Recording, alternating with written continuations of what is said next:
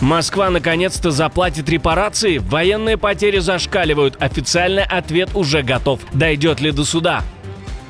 Удар по России. Войска НАТО готовы воевать на территории РФ. Ракеты полетят в самую глубь Федерации, но при одном условии. Что это за условие? Взрыв под Санкт-Петербургом. ФСБ экстренно выехали на военный объект. Что случилось? Режим идет на эскалацию прямо во время переговоров. Корабли с боевым вооружением на борту блокируют пролив. Истребители срочно перебрасываются в регион. Пощечина самой сильной армии в мире. Об этих и других самых главных событиях утро среды, 18 февраля. Только самое интересное и самое важное в эфире «Нехта». Я Алексей Бурлаков. Спасибо, что вы с нами. В Кремле угрожают Альянсу войной, если страны НАТО начнут блокировать российские танкеры в Балтийском море. Николай Патрушев называет теневой флот юридической фикцией, а попытки препятствовать перевозкам абсолютно нелегальными с точки зрения международного права и предупредил, если мирно вопрос не решится, блокаду будет прорывать и ликвидировать военно-морской флот.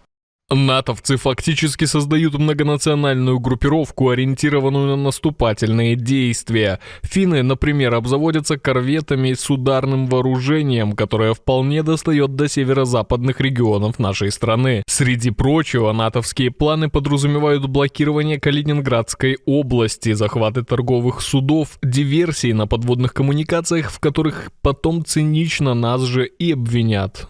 На фоне обсуждений в Европе мер против российской незаконной морской торговли Патрушев назвал задержание танкеров пиратскими атаками и сказал, что Москва прорабатывает ответные шаги. То есть фактически Патрушев официально признал принадлежность судов так называемого теневого флота России.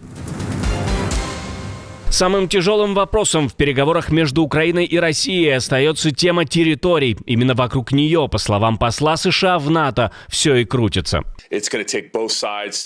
Обеим сторонам потребуется время, чтобы найти способ, с помощью которого они смогут договориться о прекращении этой войны. Я имею в виду, что это должно закончиться. Кровопролитие должно прекратиться, как совершенно ясно заявил президент Трамп. Но в то же время это очень сложные вопросы.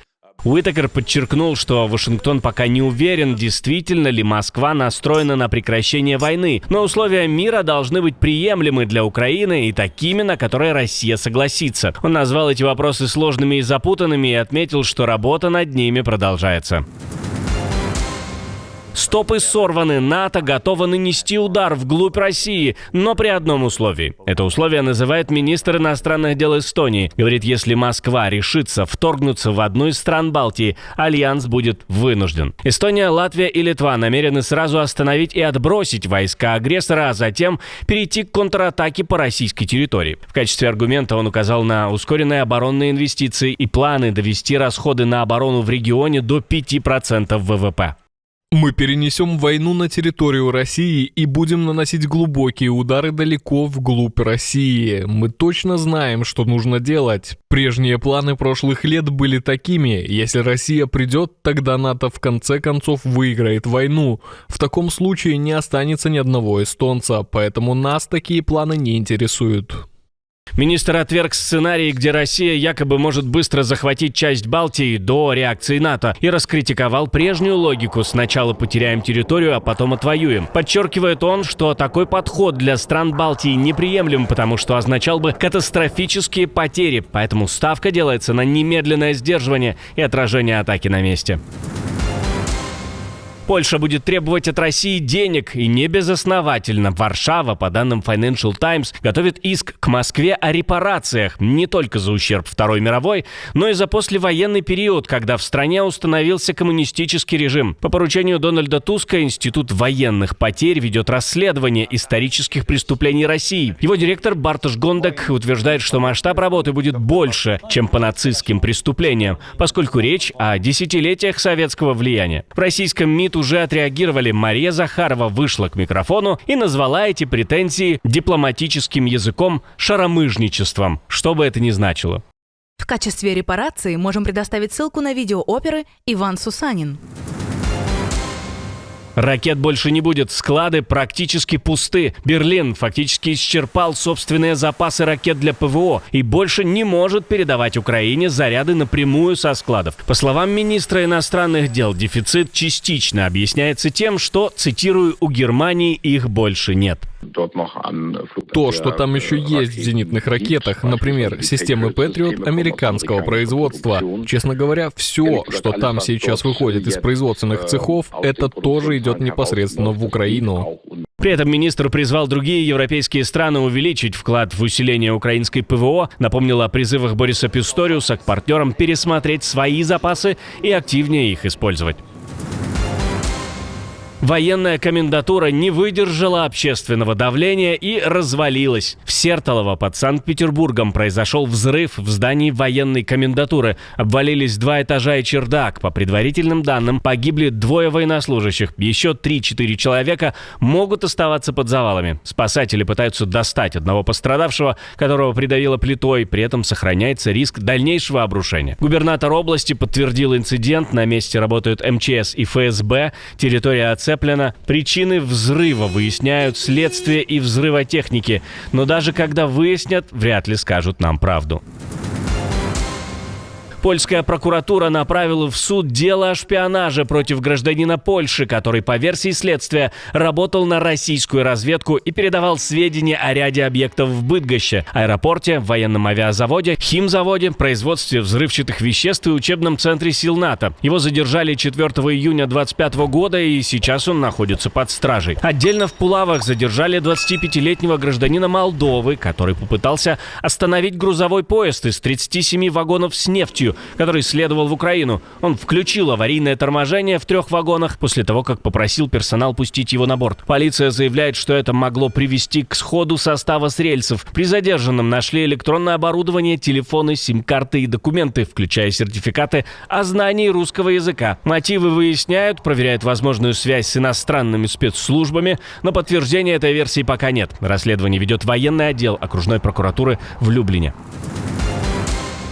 Режим идет на обострение. Корабли под предлогом учений перекрывают пролив и обещают испытание боевого оружия. Похоже на очередную эскалацию. Иран частично закрыл судоходство в Ормузском проливе, сославшись на соображения безопасности. На маршруте проходят военные учения Корпуса Стражи Исламской революции. Ормузский пролив – ключевой коридор мирового нефтяного экспорта. Через него идут поставки из страны Персидского залива, а по оценкам ООН здесь проходит около 11% мировой торговли и примерно треть морской торговли нефтью.